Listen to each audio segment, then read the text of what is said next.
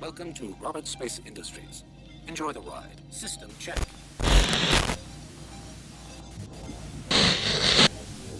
Welcome citizens.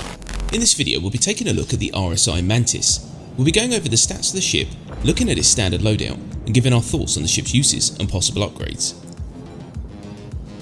As with all things Star Citizen, keep in mind that specific details of the ship could and probably will change over time as the game's development progresses.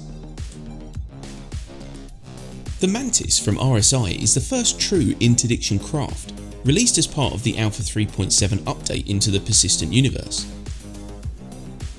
Boasting a decent weapons package and breakneck acceleration, the whole design is taken straight out of the pages of a Star Trek concept portfolio.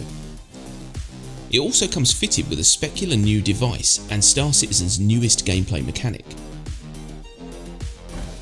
The ship's interior consists of a sizable central compartment that is accessed via a small lift situated under the belly. Inside, you'll find the access points for all the ship's components, a bed and a toilet.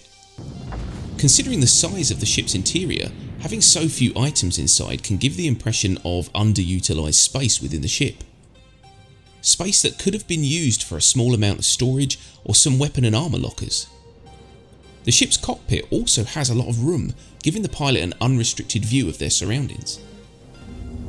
The Mantis has an optimal speed of 184 meters per second and a maximum cruise speed of 1,307 meters per second. One point to note on the Mantis's propulsion is its acceleration, as it is able to get up to its maximum speed surprisingly quickly. This gives the Mantis the responsiveness it needs to get into position quickly or flee from attackers.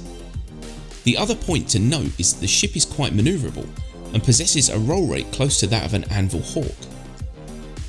The ship's other major components consist of a Size 1 Regulus power plant, Size 1 Beacon quantum drive, 2 Size 1 Bracer coolers, a Size 1 quantum fuel tank, and 583 units of fuel.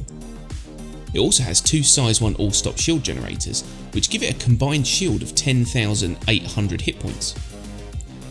The hull itself has a durability comparable to a MISC Prospector, but pilots should be wary of the rear thruster nacelles as they can be destroyed fairly quickly. For offense, the Mantis comes equipped with a pair of Size 3 Kronig FL-33 laser cannons. These newly introduced weapons pack a good punch and have a good maximum range. The ship also comes with 2 Size 2 Ignite 2 missiles and 2 Size 2 Dominator 2 missiles, which can deal a collective 15,000 points of damage. The crowning jewel on the Mantis is the custom-built WeTech quantum enforcement device. The QED is designed to deploy a bubble around the ship up to a range of 20 km, which pulls passing ships out of quantum jump. The QED can also emit a dampening effect, which prevents ships from activating their quantum drive, although this has a much shorter range of around 2,000 meters. Powering up the QED via the ship's MFD can offline some other systems, like shields or weapons, dependent on what you have fitted.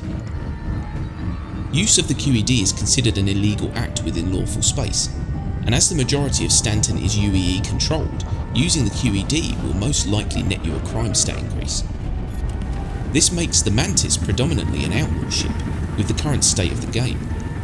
This will hopefully change in the future once new systems and gameplay elements are added into the game.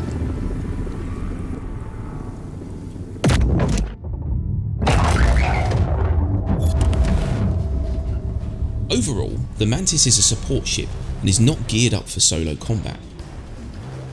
To improve survivability, changing out the all-stop shield generators for a pair of ForceWall units will increase your total shields to 11,520 hit points and improve shield regen times. The standard fitted Kronig FL-33 cannons have a decent DPS output at long range, making them good for sniping. This benefits the Mantis to some degree as it keeps the ship further away from danger. However, to utilise the QED dampening capabilities, the Mantis needs to be within 2 km of its target.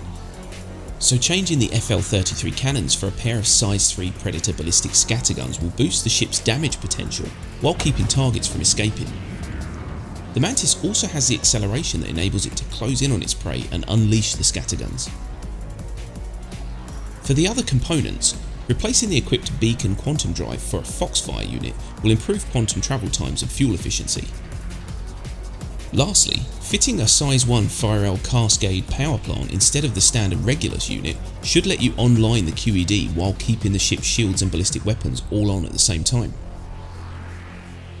With a price tag of $150, the Mantis brings some interesting gameplay mechanics with it. Gameplay that will interest some players more than others. While the ship can be used to do some combat and delivery missions, it isn't really optimal for these activities and is best used for its intended purpose of catching unwary traders or area denial. On its own, the Mantis can do okay in a fight when being flown by a skilled pilot, but it's even stronger when used as part of a team. Well, we hope this review has been helpful or informative.